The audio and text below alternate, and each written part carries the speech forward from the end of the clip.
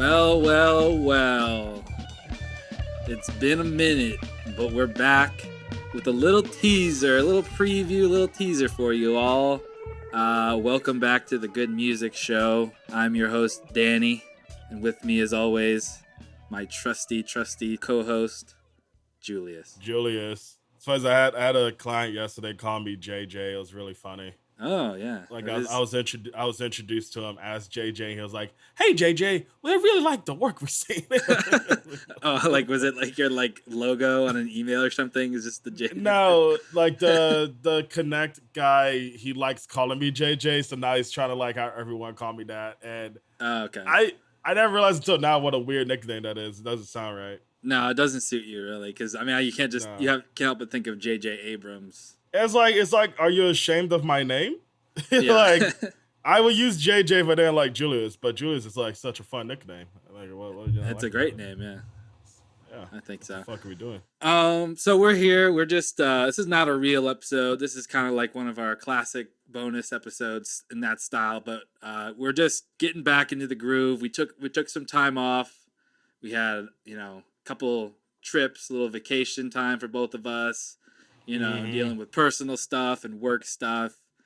So we took the time off, just kind of happened, and I kind of liked it, actually. Yeah. I mean, like, it was nice to, have, like, some episodes to carry us for a month and, like, just get back into just, listening to the music and, like, thinking of, like, cool ideas of what to bring with the episodes that we have coming for you. Yeah, exactly. Can't be a content farm forever. Exactly. And we'll get into the specifics. We're going to preview what we got coming up for the next few episodes. We got a big new project that we're starting. But first, I think I have to come out to the audience. Oh yeah. And Julius, I've confided with this information with you, and I've given you some information for you to do the research on your own, but I have to come clean. In the past couple months since we've been recording, I've become a fan of the Grateful Dead. Yeah. I don't know how it happened. I didn't ask for this. Would anybody want to be this? Like, no, of course not. Nobody wants to do this. Nobody. It's terrible. Yeah. He made me a playlist. That's how bad it got. Yeah, it got really bad. And I listened to it while grocery shopping. Oh yeah, how was that experience? It was cool. Were you annoyed at all?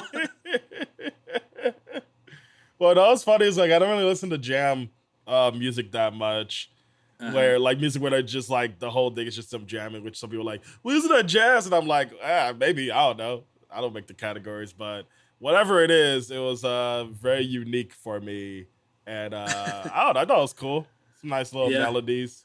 Yeah. You could tell a real village came together to make it happen. Oh god, yeah. I mean, I think it more started out as like being interested in all the lore behind it and the whole, the deadheads, and I mean, gosh, these people are crazy, like literally crazy. Yeah. Like, I actually just watched it's like a documentary series called Long Strange Trip. It's on Amazon Prime, and it kind of chronicles. There's a lot they don't get into. Like I'm aware of a lot of stuff, and they didn't even mention some of these crazy things, like some of this extremely dark and dramatic, like interpersonal relationship drama and stuff like that. But it just gives you the arc of like how it started and how it grew, and like the various highs and lows, and then ending with the death of Jerry Garcia, who he's definitely interesting, and especially in like how he responded. Like it's a common thing with like people who get so famous and so revered, like they just can't handle it, and yeah. The way sorry, what were you saying? I was gonna say the way he just refused to address it, and he was like, "I'm not gonna I'm not doing anything about it. I'm not gonna tell anyone what to do, But like meanwhile, he's got people like scaling his hotel room to like try to see him, and like literally worshiping him in ways, So I don't know. Yeah, he was a celebrity. Yeah, at the highest level. Yeah, which I thought he was missing. Yeah, missing. Yeah, because the first time I heard about him was this rapper named Proof, who is in Eminem's group D12. He's also credited. as one of the most renowned rappers from Detroit. He's passed away in the 2000s. His first album or second album, some album of his, is called Looking for Jerry Garcia. And that's when I first heard of his name, because I was in my Eminem phase. I was like, I gotta check out every rapper who works with Eminem. And I was like, I don't know who Jerry Garcia is, but he's searching for him. Who the fuck is Jerry? I'm searching for weed. And why did God make all these worthless MCs? Still trying to find out. Wow. Yeah, so I thought he was missing. But then I learned later in life that he is the singer of Grateful Dead, where I just assumed maybe he vanished like D.B. Cooper. But no, he just died. Yeah. Oh yeah, searching for Jerry Garcia. Yeah, that's interesting. Yeah, the album I don't remember a fucking second of it, but I remember the title and the cover very vividly. Yeah, I'm gonna have to look into that because, like, I mean, here's the thing about the Grateful Dead is that their fans are so privileged in that they can just access pretty much any concert they've ever done. Now, there's some exceptions to that. You know, sometimes they're incomplete. But like they can just go through and like, my birthday, I want to search what they did on my birthday, or you know, like, I'm gonna find the show that Tucker Carlson went to when he was a kid, which I did. Tucker Carlson went to a Grateful Dead concert. Yeah, he did. He's a fan. Yeah, it wasn't just a one-off. He left his brother in the lot to go inside because he got one like ticket. Someone gave him a ticket, and he's like, "All right, I'm gonna go in, and you stay out here, little brother."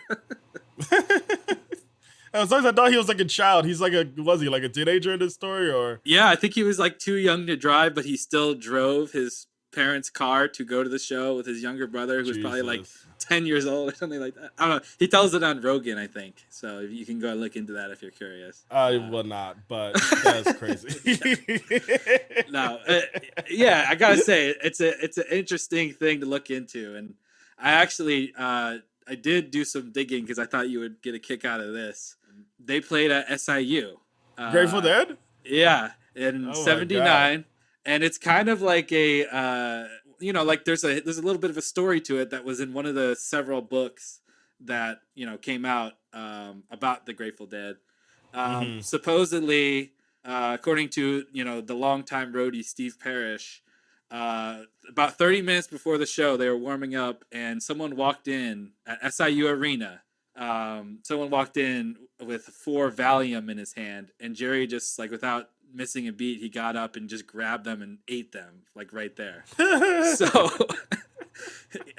So you can hear there's only about 12 of the songs that they did that are available online on archive.org or like the various sites that that stream them, but like they're all on archive.org, I think is where they're hosted, but yeah, so you can hear in the song Stagger Lee, you can kind of hear him like literally like the song is super slow, and he's like at one point he like sings off the mic, and it's kind of a mess of a show. Like no one was really happy about it. Like there's like a clipping from the Southern Illinoisan newspaper where like they interviewed Bob Weir, the other singer and the rhythm guitar player, and he's like, "Yeah, we're just tired, like granted, they were probably very tired. They were on this insane touring lifestyle, but So like it's even like I googled it, just like Carbondale, Grateful Dead, and like a lot of people say it's like one of their go-to examples of a bad or even worst Grateful Dead show. Is that how you heard it? Carbon doesn't have much luck when, the artists come out to visit. 'Cause I'll never forget when Lil Wayne showed up, and I was so pissed I couldn't get tickets. Yeah. And then I heard people had to, wait 3 hours to see him, and then he only did, 15 minutes. Uh-huh. It just always happens. I think the only one that worked out was, Ying Gang Twins. Yeah. Which, they ain't got... Well, actually, no, I heard that one didn't work out either. Unless, what were you about to say? I was gonna say you and I saw Ice Cube. That actually went. Oh yeah, that was awesome. That was one that people really wanted to fail. Where I remember, a lot of people who might be listening, they felt comfortable saying to me "Isn't it so corny? They got that fake gangster Ice Cube performing at SIU," and I was like, "Excuse me, you mean top 10 rapper fake gangster Ice Cube?" I fucking love Ice Cube, and that concert was everything I ever wanted from an Ice Cube concert. I was so happy that he went. he had a great bit that I still all the time where while everyone had their phone cameras up, like filming him, he pulled out his phone and had it up like he was filming it, but instead it had the Wikipedia page of Ice Cube, and he was like quickly scrolling, like reading it. I forgot I did that. Yeah, no, that was awesome. Drake had his first concert at SIU as well. I don't know if that was good or not. Yeah, it was his first like concert. Dang, before wow, like I did not know So that. Far Gone. I'm gonna tell you something, man. I had a lot of fun, man, with y'all tonight. And like I said, if you do a bunch of things tonight and forget everything about this show, just remember that I'll be back for y'all, man, for real. Cause you know what? No matter how big this shit get, no matter how far I go, like I said, I always come back, man. So SIU, it's love. Once again, I'm Drizzy Drake. I hope y'all have fun tonight. That's so weird, yeah. Oh man, what was it? But Grateful Dead beat it. That kind of lines up based on the townies that I've met at SIU. Yeah, so it was actually, again, besides the Valium story, it was in 79, and like 2 months later, the keyboardist Keith and his wife Donna, who did like background vocals, they left the band because of like, I guess, creative differences and stuff. So this was like definitely a low point in their history. Yeah. They're, at the end, like towards the end of a long tour and people were probably not getting along too well. But yeah, supposedly they're having the after party at the Holiday Inn, which is no longer there, according to my research. It was on like the main street, like, the street coming into town. It's actually across where I used to pay rent, the Mountain Valley Properties office. I think there's like just like auto shops there now or whatever, but it used to be a Holiday Inn. I used to pass by there. Yeah, so yeah, I thought that was pretty fascinating, and I ended up listening to that show yesterday. It wasn't horrible. It wasn't horrible. All right. Like what from what's there, like I don't know, maybe like people like just deleted the bad stuff or something. I don't know, because like there's like no one's sure. Like a lot of the shows, like people know exactly what the set list was, and they have like the full tape or whatever. But like this one, like no one's sure exactly what the order of the set was. And since there's only like a few of the tracks, like, that maybe they're out of order or who knows what's going on. But the ones that are on there, they're not terrible. It's nothing special, though, from what I've heard. And I don't know. I still think like I'm still figuring things out with them. There's certain things I like, and then there's a lot that I really don't need or care for. But it's more just like, like I'm trying to understand the culture of it. And, I'm listening. Yeah. I'm listening to the Dick's Picks series. I'm taking several Dick's Picks. The what pick? Dick's. Dick? I'm taking seveul Dick's Picks times in my personal time. Like a channel or? No, it's a. They had a archivist named Dick Latvala. Yeah, so it's Dick's Picks. Yeah, Dick's Picks. Yeah. Did they know this when they started this? I probably not. I started in the 90s. I think they didn't have cell phones back then that took pictures. So like this will never become a silly thing to call our archiving. Yeah, right. I mean, like I feel like it's kind of one of those like happy, like funny accidents where they're like, they're fine with it, like oh yeah, it's kind of funny. But yeah. So I'm listening along with a podcast that's covering all the 36 Dick's Picks, and since then, like Dick has passed away, and now it's Dave's Picks, and there's like 50 Dave's Picks to go through. I don't know. I probably won't go through all those. For him dying, it's just Dick pass. Yeah, it was. Yeah. Oh fuck! Rest in peace.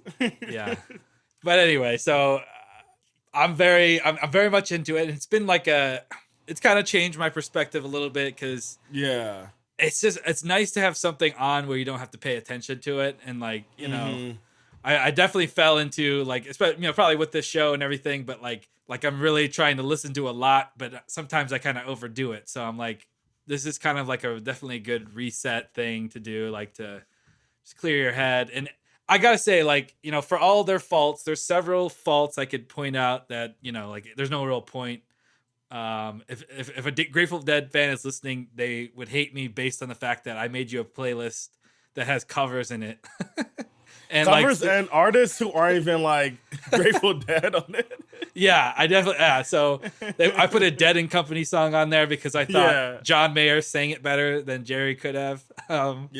Just more pleasing to the ear for a non-fan. No, I didn't realize that was John Mayer. I don't know. I like that cover. Yeah. Well, it's Dead and Company, so they've got a few of the members in there, and then John Mayer kind of fills in the Jerry role. But oh yeah. So I feel like that must be like a great honor whenever a singer gets established enough that the band member's like, "Hey, our guy's dead. You want to take his place?" Like Billie Eilish with Nirvana.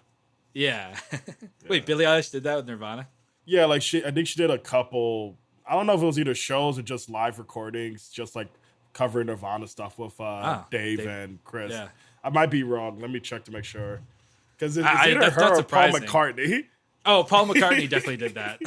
Yeah, did Paul McCartney do that as well? Yeah, they had like a Nirvana reunion where Paul McCartney was the singer. Okay. I think it's Paul McCartney. Yeah, it's just Billie Eilish. It's Dave Grohl compared Kurt Cobain to Billie Eilish. Oh, okay. That's what I'm mistaken it with. Yeah. But I would love to hear Billie Eilish. Well, actually, I don't know. I'm kind of curious. I would check it out. Kurt's voice is insane. Where I should really check out the Paul covers as well, because I forgot that was a real thing. Yeah, I don't even know what covers they did. I just know that like Dave did the documentary called Sound City, and they recorded an album for that, and they wrote a song together with the Nirvana members, and obviously not a Nirvana song, but they did a song together that was decent. Yeah, no, shit like that's cool, and like I mean, your Grateful Dead thing actually inspired me to take up a project that I would like to provide updates for as we go for this new season. I haven't really talked to you about it yet, so I'm revealing it. Live Danny reaction coming up. So in the news right now of August, everyone's freaking out about Oasis reuniting. And I don't know a fucking thing about Oasis. Neither do I. Always knew of Wonderwall. I could not tell you what it sounds like. I just always know the meme, and here's Wonderwall. I'm sure someone plays for me and be like, oh, I know what that is. I think so. But yeah, I'm sure. And like, I'm sure for even more of their hit singles. But like, clearly because of who I am and my background, I have never been told to go out of my way to listen to Oasis. And I didn't really know that they were this beloved until this reunion announcement, because I always assumed they were like Nickelback or other bands that like were popular and have their big fan bases, but no one was really like saying, if you're not in, you gotta like figure it out. But I'm starting to realize that, instead of just letting myself be on the outside and wonder why the hell is this the way it is, I should take advantage of the fact that I'm paying $10 for Apple Music and just listen to the Oasis albums. Yeah. Figure it out myself. Yeah, that's cool. I actually thought about doing the same thing because, I haven't heard any of their albums either. And I've, like you, have seen all the people that are going to bat for Oasis. Yeah, I saw people in Chicago are planning to travel there. Yeah. Travel to across the pond or whatever they say.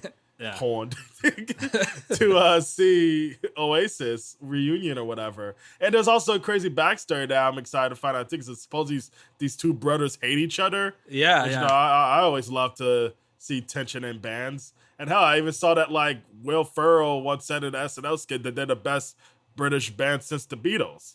So I'm just like, oh, I should check these guys out. I like the Beatles. I like band members beefing. Yeah, well, you should you give me the I definitely am curious about your updates, but I think I would like to check out the highlights as well and see what's up.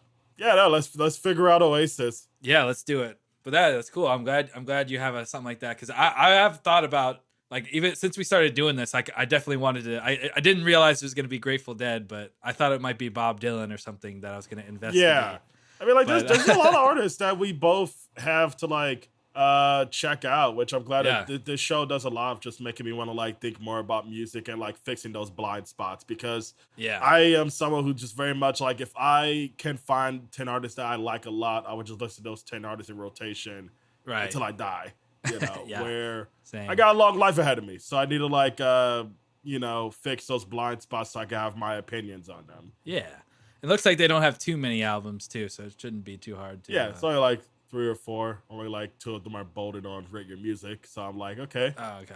At least 2 of them are guaranteed to be supposedly good. Right. Yeah. Well, that's cool.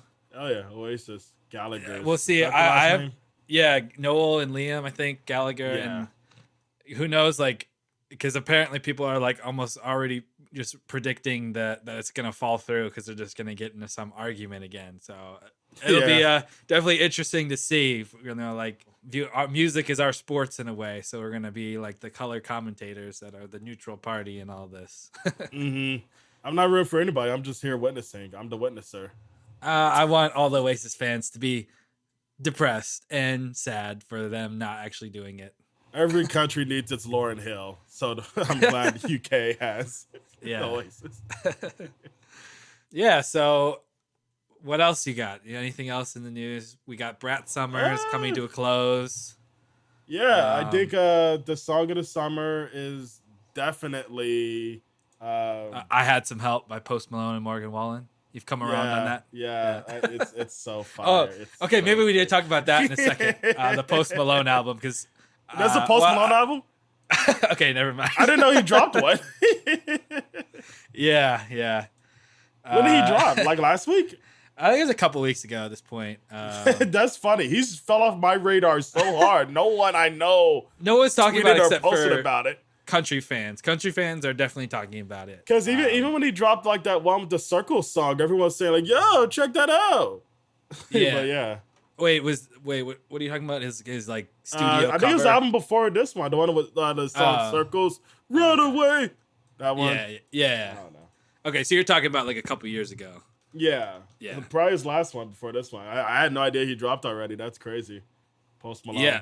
Well, he did. But did you hear it, I guess? Not really. I skimmed it, you know. Sorry, Jay-Z, but I skimmed it. That's my new favorite. Did Jay-Z produce it? Or? No, just he said, "Are you even listening?" Or you just oh skimming yeah, it? do you listen? That's my new favorite reference to do everything. He sounds so angry in that line too. Like he's pissed. Yeah. Like enough. Yeah. No more bullshit. Yeah. So yeah, he did the thing that's popular to do, Post Malone, where you drop an album and then you drop the deluxe album like literally a few minutes later. God. Oh my god, I hate that so much. So it's called F1 Trillion, reference to the Ford car F-150, F-250. He's F1 Trillion. Yeah. I don't think that really makes sense because like the Ford series, it gets like bigger by the hundreds. So do they like Ford in the South, or is it just some like doing a shot in the dark? I mean, it's kind of like an East Coast, West Coast thing. Some people are Ford and some people are Chevy, you know? Some people are for Ford. Yeah, some people are. One on the Ford. Ford stands for Found on Road Dead. Damn. And then they probably have another little rhyme like that for the other ones. I don't know. But so what he did was the first album, except for like a couple songs, is all collabs. Which, I mean, like, with like other country artists, or so you've got like your popular artists like Hardy and Ernest and Luke Combs, Lainey Wilson, and you got your old legends like Dolly Parton and Hank Williams Jr., Tim McGraw. Jesus, Dolly Parton is really getting a fucking check this year. Yeah, seriously, and then you got some people that I like Sierra Farrell. He did a song with, which she's like way down. I haven't listened to the full song like with headphones or anything, but what I did hear, like she's like way down in the mix. You can barely hear her. Is she like backing vocals, or is she like pretty much? Yeah, like she doesn't even get her own verse, which kind of made me upset. And I'm like, yeah, no, I'm not listening to it for that reason like, alone. Hey, Shawty, I heard about you on the Good Music Show. Just do a little humming on my vocals. Yeah, I mean, but he does have like, so he did like a song with Billy Strings, who's like the bluegrass jam king, and he likes like Sturgill and like Tyler Childers. So all these like artists that I like, he's got a similar taste, but like he definitely, like he always seems to want to do, is favoring on the side of what's going to make the most money. So he did like 2 Luke Combs songs and like the Morgan Wallen, obviously, and. Yeah. I don't know. Every song that I kind of skimmed through just kind of sounds the same to me. And then, so for the second disc, he did all just like himself. So like it's 9 songs of, just so like the actual album is full of collabs. Yeah, the main part of it. Yeah, and then people seem to like the game I love. I don't know. Country fans are kind of mixed on it, but a lot of people are trying to just like desperate to be like, oh yeah, because country's popular, country's cool, Post Malone's cool. Like Which he is, just which is needed. not at all what I expected to like dethrone rap. Like I'm honestly impressed Country did it. Yeah, I mean, it's I don't know how long it's gonna last. Like But I mean that in the sense that like I listened to the new Sabrina Carpenter album. Well, I didn't listen to. I listened to the first 4 songs, and I had to go see a movie. And I was shocked that there was country elements showing up even on that album. Like hell, on that Please Please Please song, she says motherfucker like a Southern lady. Right. There's one song that's like got even full on banjo on it. Like I forget the name of it. Let me look. I think Ariana Grande is kind of just waiting it out to like see if we're gonna go back to rap. Yeah. She really doesn't want to put a cowboy hat on.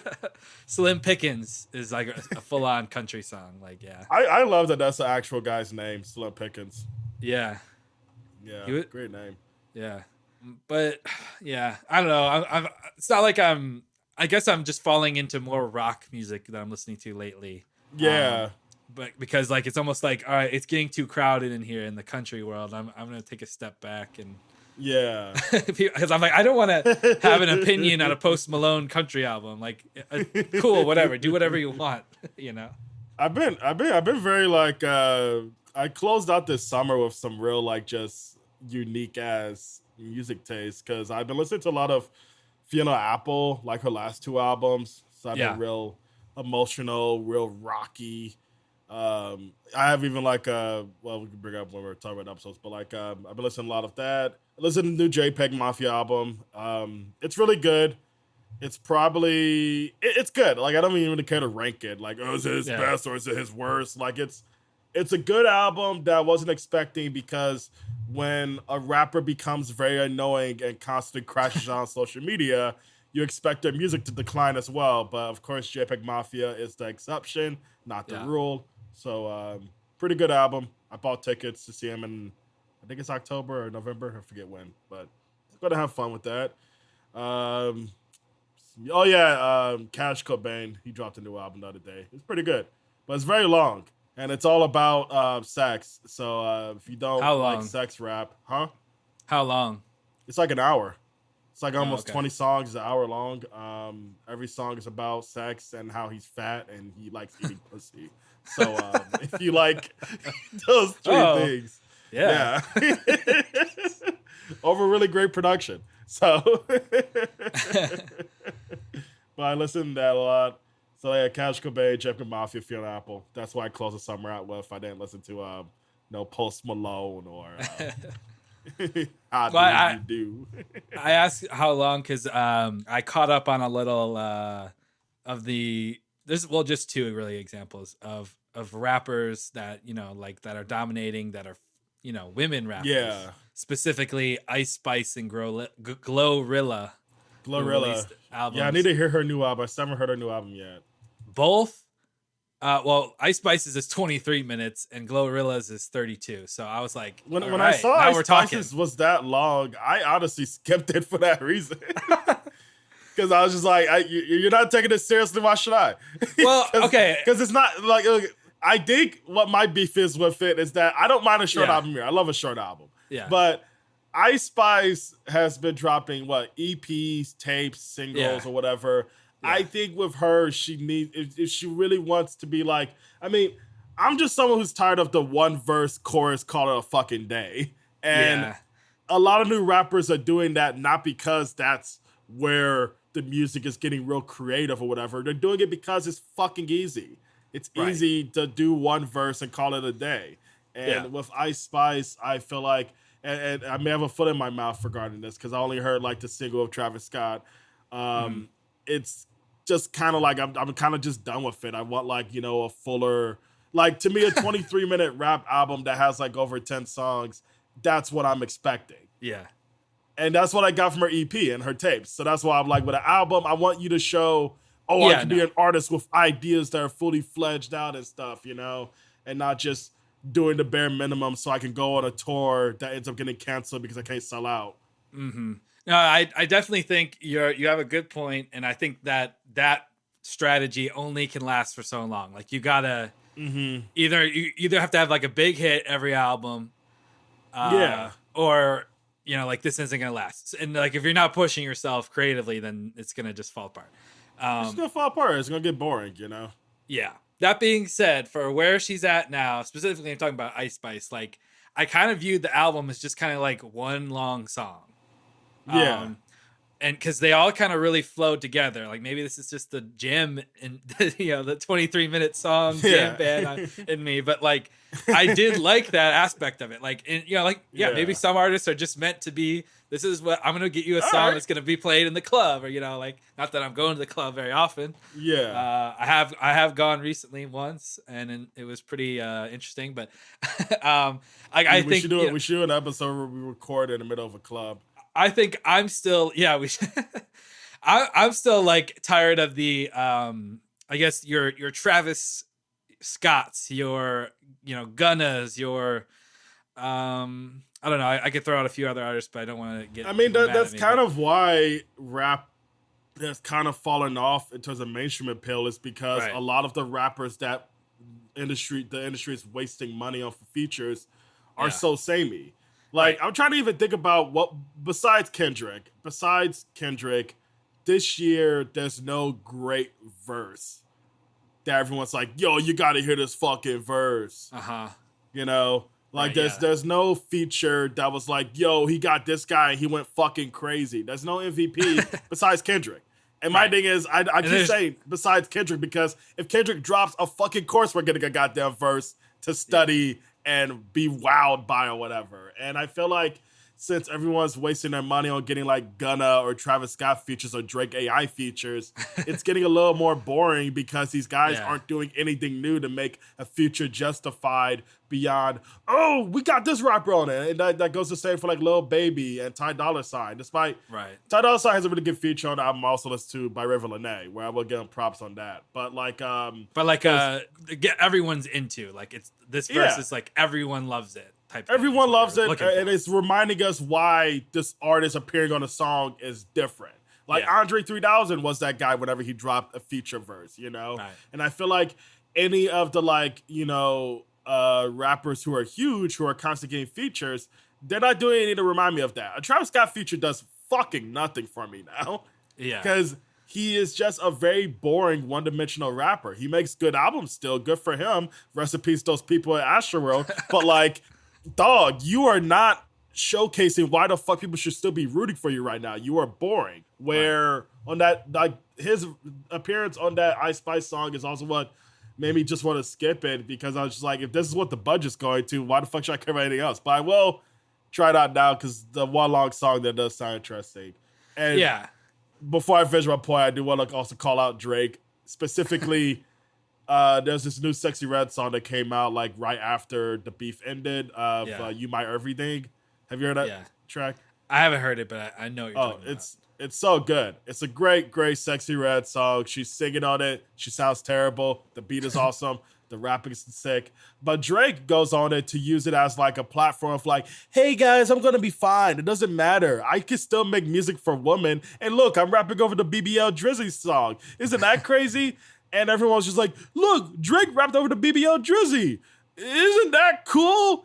But they can't say one line or a crazy flow that he pulled off. It's just events. It's just memes. It's just stupid. Right. Where I'm sick of it. I want more exciting rappers again, No, I totally get that. Yeah.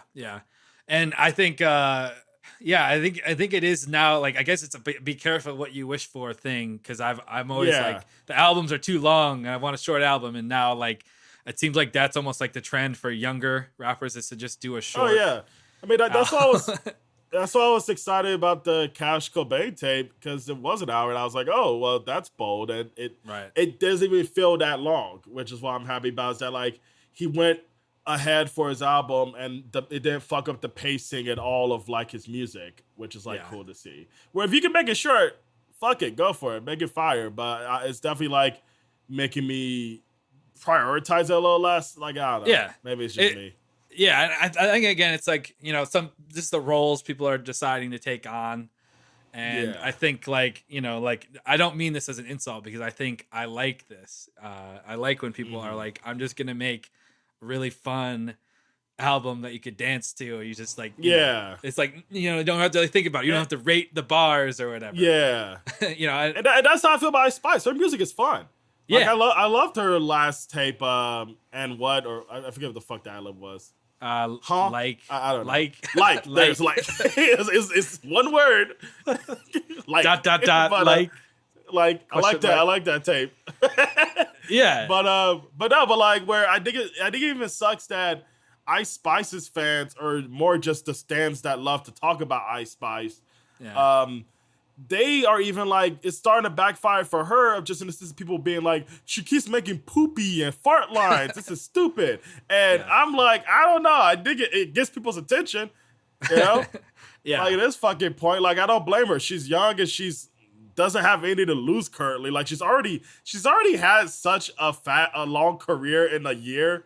Because I think it's funny how much she's had to have done in the last year alone. It's crazy how much her career has already like had so many checkpoints where we're just not getting to the first fucking album, It's crazy. So like I just like, I don't know, the poopy and farty is just her like being like, I guess I gotta do something different, Build a theme or something. Right. Yeah. And I guess I don't know, like I don't have a problem with not having a big serious album, like not rushing to do it. Cause I mean, she is kind of relatively new and kind of still, I mean, definitely not on the she's now on the level of like a Glorilla. Cause I would say Glorilla is already almost at like a Megan and like definitely a Lotto level, when we're comparing like female rappers. But yeah, I don't know. It's definitely interesting. I mean, again, I have a lot of, I haven't listened to a lot of, I'm just like scrolling through like the rap caviar. I mean, not that that's like a good indicator of what's good, but like the 21 Savage album came out early this year. And I don't know. Have you listened to that? Yeah, and it's fucking boring. Like, that's kind of what I was kind of complaining about earlier, is that like I feel like Atlanta was so exciting with the peak, but I don't know, ever since like Thugger's been stuck on trial, it's been kind of whatever, where I love the stuff the Future dropped. And if we're going to allow Kendrick to be in the conversation, his Like That verse is that verse when it comes to this year, of like a feature being like, oh shit, this is why this guy is goated. This is why it's crazy to get a feature from this guy.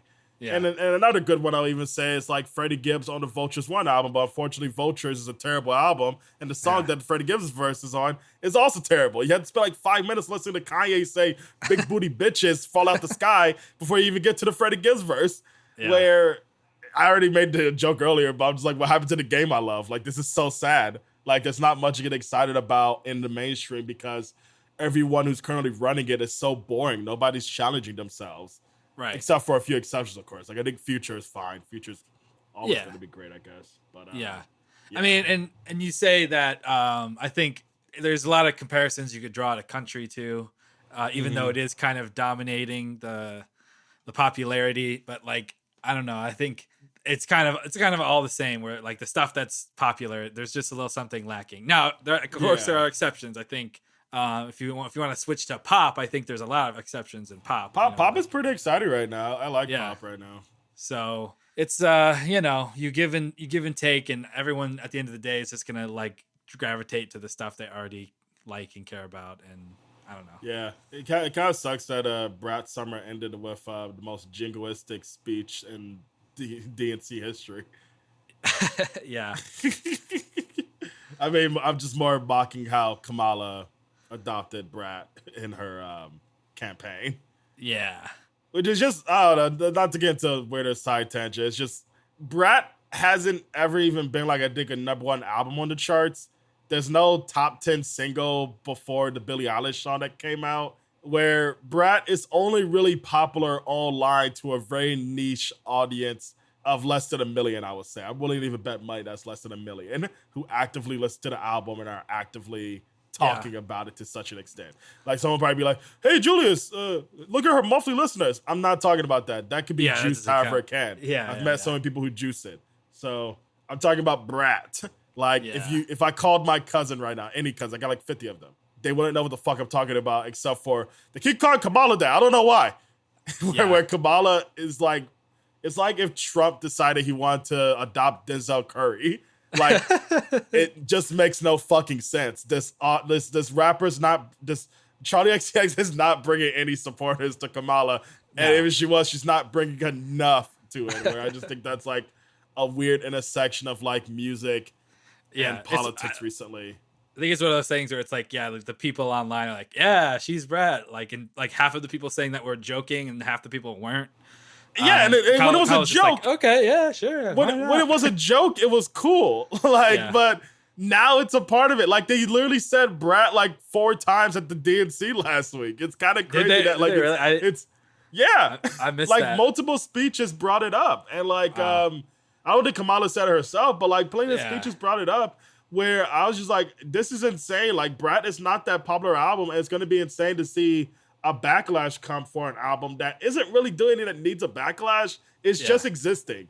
It's an album about doing coke when you're 30 and not knowing you want to have a kid yet. Like, it doesn't need to be the Born in the USA for fucking Kamala Harris.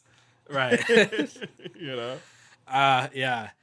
I don't know. I think that album has grown on me a little bit, but it's like I was saying, I think I was saying this before we started recording, but like I'm starting to like realize that certain albums are not meant to be, well, okay, it's not about what it's meant to be, but it's like for me, they're like, oh, if this song comes on shuffle, I'm like, ooh, yeah, this is nice. And then when you move on, I'm like, great, perfect. But when you listen to it as a whole, it's like, all right. I get it. Yeah. These days, my joke is, the joke I keep doing is these days I tell you the kids, the Brad is a good thing. Every time that word comes up in a conversation, I just like have to insert that. Words are changing too much. We need to stop it. Yeah. Yeah. But anyway, on the Good Music Show, we're announcing all music sucks except for Brat stuff. Yes. But well, you mentioned it. Born in the USA. I think we can transition to our preview for what's to come in the next few episodes. And I'm gonna say, whenever this comes out, I don't know. I'm gonna try to get it out just as whenever it's ready, pretty much. But I'm gonna say, and if I edit this out, I might have to. I don't know. We'll see. But new episodes are gonna start at the end of September. I'm gonna target September 30th for when the next one's going to come out. And we're going to go through just what you can expect and what we're going to be talking about for the next, 6 episodes. So, which thankfully by the time you hear this, you're going to forget there was even ever a Brad album. Yeah, exactly. Yeah. So all good there. So, Julius, you want to kick it off with the first episode we have on our schedule? Absolutely. So originally we were going to do a summer album, but shit happened and we decided let's make it up for everybody because we did a spring album, right? We did spring album. We did, which was it's a little cool later episode. Got to it came some good out music, but still spring. Spring is very ambiguous. It's ambiguous season. I'm using that word correctly. Don't look it up. Anyway, but with fall, we picked a couple cool albums that should come out when it's fall. You should see the early leaves on the fucking ground or whatever.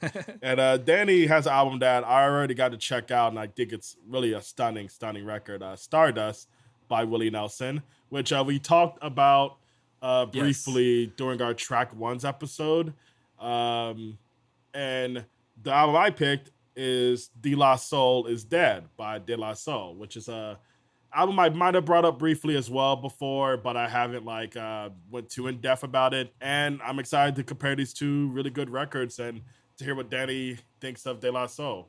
Yeah, I'm excited for that. And we're gonna get into a little more Willie Nelson talk. And I know I talked about it a lot on that first episode, but hopefully I'm gonna focus in a little bit more and why I had to pick it. Despite there's probably a few fall albums I could pick for a fall, but why this one is just I couldn't not pick it. I don't blame you. It's great. It's a gooder.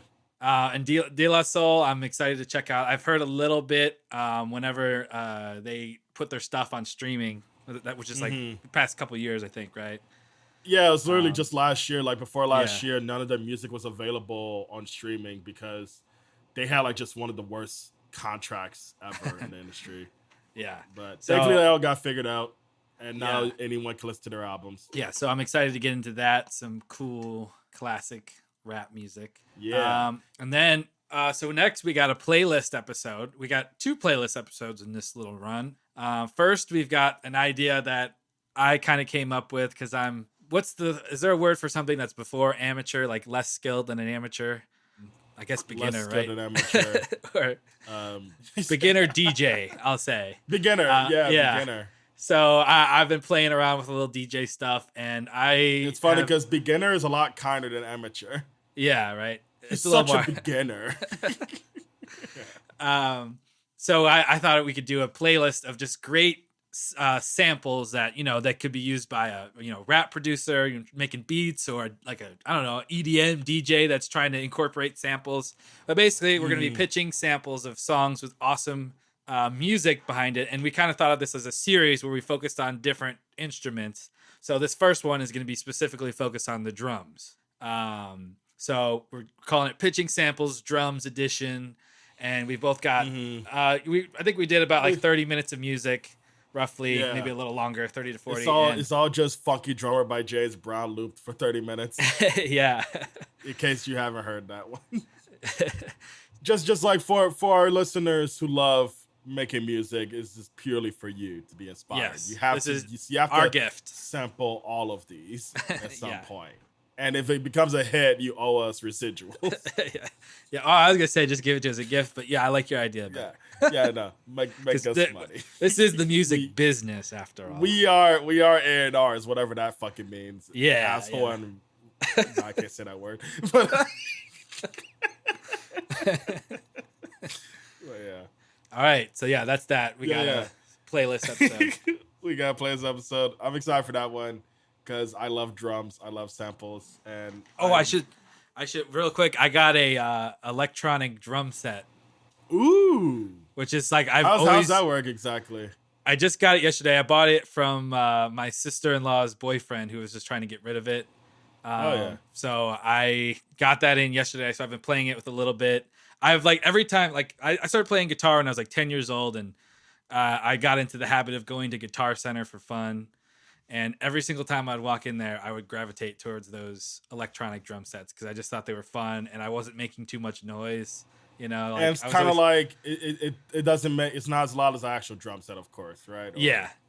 So you can put it your headphones on and hear it. And although the tapping of the pads might be a little annoying, but well, it's not as bad as a real drum set. I'm guessing sometimes it doesn't like sync up with how hard you think you're hitting it. Well, that's something you got to kind of figure out. But this one is designed that like when you hit it soft, the noise is soft, and when you hit it hard, the noise is loud. So it's like an older set, but it was like a big upgrade. Like the drums aren't like the hard pad, like they're more of like a bouncy, more similar to an actual drum. So I'm definitely excited, and you might be hearing that in some of the music interstitials because I can just plug it right into the computer and just So I'm gonna be doing, if you're a Grateful Dead fan out there, I'm gonna be doing drums in space, which is just they're basically their version of industrial noise that they did in most sets.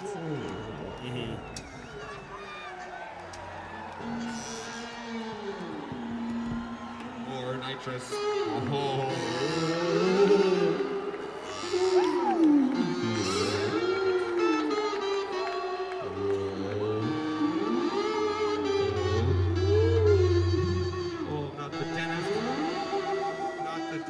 So that's that one. So we can go on to the next one.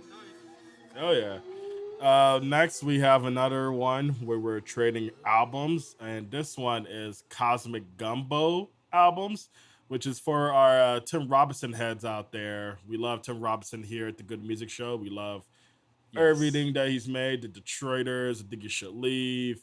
Even I don't know what else he's done. He's done SNL skits, but I'm not like that obsessed. Yeah, he's got the classic NFL theme song one.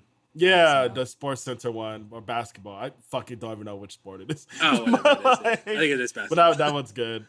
But yeah, no, and like Cosmic Gumbo is a reference to probably like, I mean, my favorite skit constantly changes whenever I rewatch it, but like one that always comes up is just like the Santa Claus one, because it's like, what I love about the show, I don't want to go a little bit, but like, what I love about the show is that like it does what I love about Mr. Show, which is like probably like my all-time favorite sketch comedy show. Is that like it'll bring back a character or a bit just as you were not expecting to come back and just flip it in a harder way, where like if you haven't seen it, basically it has this like ridiculous trailer for an action cop movie of this cop getting revenge for I think his family got killed by gangsters. And the punchline, the whole trailer is that the lead role is played by the actual Santa Claus. It's like just an old white dude with a beard. And he's like incredible. He's an incredible actor. And like, then they bring it back for a parody of a Yahoo Screen interview where reporters interviewing him and two other actors that were in the trailer. And Santa Claus, his whole rule is that you can't ask him or reference Christmas or ask him about Christmas. It's like, it's a great skit. And like at one point he just started asking like, can you describe the movie? And he's like, it's like a cosmic gumbo. Like, like, do you remember what he says exactly? Or? Yeah, I think he like references like a mixture of Tarantino and something like that. Yeah. So I just like that phrase. I don't know. I think someone online probably like pointed it out and it kind of got like stuck in my head. Yeah. I like that phrase, and I thought it would be a great kind of abstract prompt for an album that could fit that. Like, what would that sound like in music form?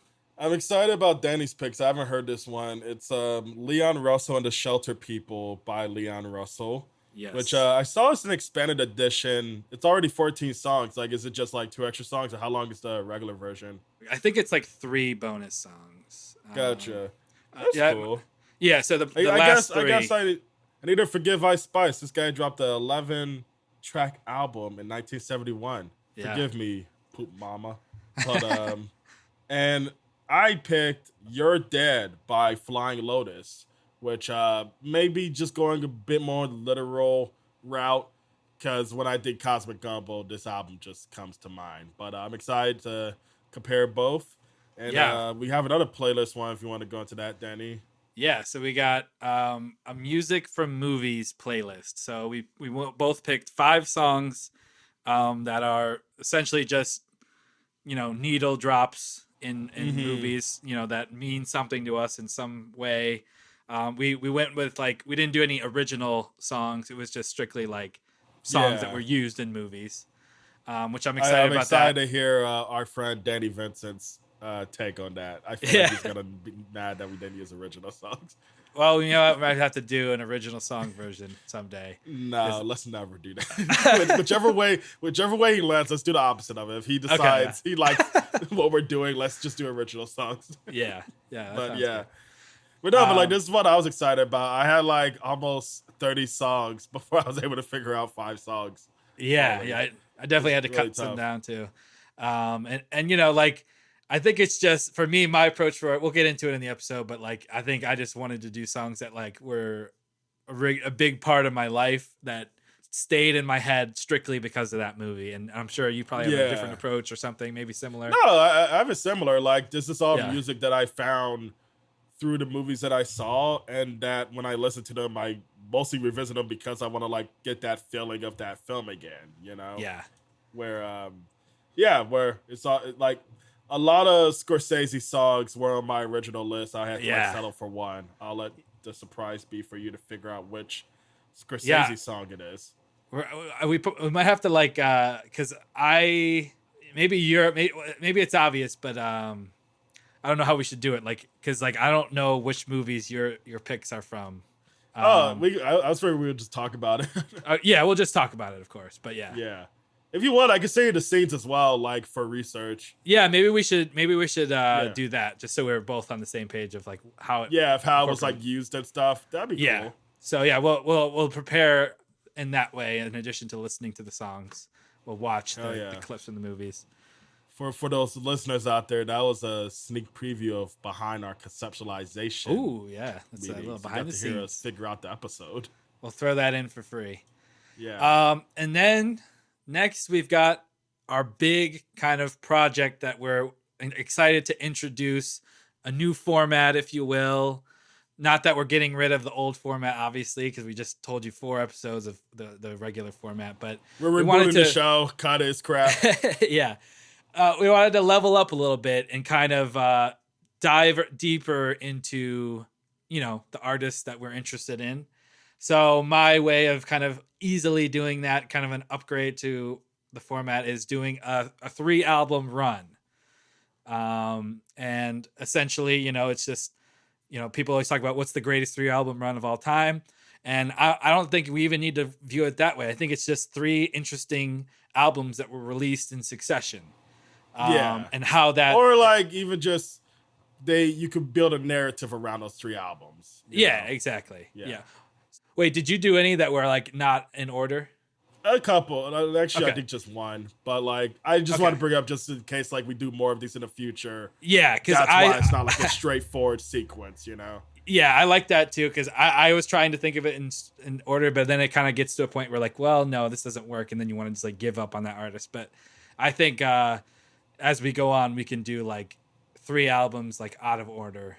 But, like you create an order or a timeline that like why these 3 are the essential. So more behind the scenes for you. So I do like that, and I'll think about it in that way for the future. But in this case, the one that I picked that I was kind of most excited to do was Bruce Springsteen, who I've talked about on a previous episode and how I've recently gotten into him. And it's kind of like, oh, I'm becoming into dad rock. Oh no, Yeah. help me. It's I'm a time dad for rock high-waisted jeans. Yeah. So, but I just can't get over like the fact that these 3 albums were released in succession of each other. We're going to be talking about Nebraska, Born in the USA, and Tunnel of Love, and how they fit together. Which one has like the butt as the cover? That's Born in the USA. That should be Tunnel of Love. He's in Tunnel of Love. He's got a bolo tie and a suit, and he's standing in front of a Cadillac, so you can see his little what do you call it? The mew. Yeah, he's mewing Do you in know- the picture. Do you know if he always had Silvio from Sopranos, or did he come later? We'll get into that because that's a very big part of this 3-album run's history. Ooh. Steven Van Zandt was his rhythm guitar player and backup singer. They always shared a mic famously because they couldn't afford their own mics. Just kidding. But yeah, so that storyline very much is a big part of Born in the USA, and I'm excited. Yeah. So yeah, we'll get into that's something I've always been intrigued by regarding the boss. Is that his name? the boss. Yeah, or Yeah. Bruce. They're not booing. They're not booing. They're saying Bruce. So Bruce. Yeah, I'm really excited because I actually do really like all of those albums in their own way. So I'm excited to get into that and give Julius their first taste of some Bruce Springsteen music. Yeah. The only song of his I was ever really into was Hungry Heart, which I forget where I heard that from. I think it was in a movie or something, but I was like obsessed. That's an that incredible during song. the pandemic. Have you ever? I might do a karaoke one day. It's kind of similar to Born in the USA, but have you ever thought about the lyrics to that song? Not really. I just like the vibes it gives. It's a great vibes, yeah. And they actually sped it up in the studio to make it more catchy. Oh, so that's it was cool. originally a little slower, but just go ahead and listen to that song at some point and look at the lyrics, and you'll be like, Jesus Christ, this is insane. Oh my God, this is so dark. Hell yeah. I need to start doing that because this is off the top, but sometimes when I send a friend music or even especially Alona music, Yeah. I'll send them unintentionally the saddest shit or the darkest song. Yeah. Yo, this shit's fire. Yeah, it's a banger, yeah. They'll be like, you all right? Yeah. But yeah, I need to look at lyrics Yeah. more in general. But Yeah. hell yeah, I'll do that because I love that song. And but yeah, I'm excited for that. And for my 3-album run, which shouldn't be too surprising if you know of Julius, for the Julius heads out there, I picked, me and Danny, we both landed on Jay Dilla, who is the legendary musician from Detroit who revolutionized hip-hop production. Pretty much no one who can rethink how drums can work in hip-hop production specifically, and also an incredibly underrated rapper, which I hope to undo by looking into these 3 albums. 2 of the 3, because one of them is, of course, his famous album Donuts, which doesn't have any vocals on it.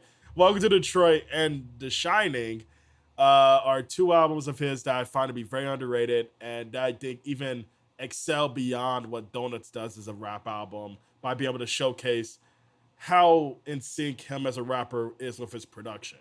where I'm excited to get into that because I feel like he's an artist that is still to this day underrated despite all of the props he gets as the terribly named godfather of lo-fi beats and rap, which, quick tangent, is I only feel that way just because I think Jay Dilla would hate if someone called his music lo-fi. He would hate that so fucking much. So you're saying he's the first guy to take a vinyl crackle loop and just paste it across the whole song? That's what people are claiming. They claim that he's done that. He's downloaded the vinyl cracking sound from YouTube multiple times because he keeps forgetting where he put the file and what he named it. He's that guy. That's how he died, actually. But we're gonna look into that and be able to make some sense of this legend that has been kind of like told in a lot of different ways. Yeah.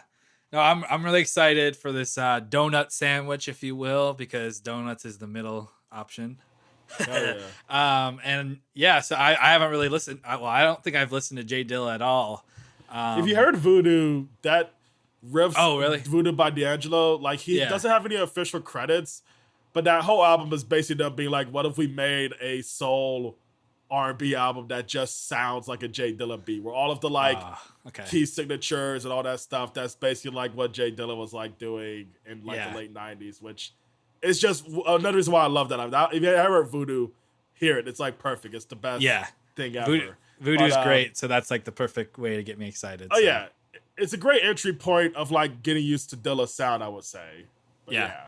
Cool. So yeah, that sounds great. I'm really excited for that. And I was kind of, I think we wanted to kind of both do something we were excited for. So that's why we shared our list of ideas and we both kind of picked together what we're going to do. And we're going to work on this over the course of, I guess as long as it takes to do those 4 episodes, we'll probably end with these. So I think we're going to be working on it simultaneously and come up with something really interesting and make sure we bring all the facts and the stories and have some time to sit with these albums, a little more time than we're usually used to. So yeah, I'm excited to do this series. Yeah, it's going to be a fun season 2, which is us officially calling it that in this recording. Season 2. Shout out to everybody who's been listening, downloading, texting me their takes or bringing it up to me of why you guys stopped. And everyone that got mad at us for various things that we've said, we appreciate you getting mad at us. Yeah, that just means you had a feeling. Really, you're listening more than I'm even talking. Yeah. So because I think that wraps us up for this little preview, and we're gonna go out. I'm forcing, without Julius's consent, a little Grateful Dead music. We're going to listen to the Stagger Lee that I mentioned earlier, and we're going to ride out with that. So thank you all for listening. Julius, did you have anything to add? Nah, just like, we love good music. We love good music. Good music forever. And so there we go. We're going to go out with a little Stagger Lee. Hell yeah. Stagger Lee sounds like something offensive. Yeah, I mean, it's like a kind of like a, what do you call it? Like a trope in folk music. The character of really? Stagger Lee. Like everyone has their own take on like the Clash did a Stagger Lee song. All sorts of people. Stagger Lee, also known as. So it's this is Jerry Garcia on 4 Valium at SIU Arena. Yeah, I sound like that when I'm on 4 Valium at SIU Arena.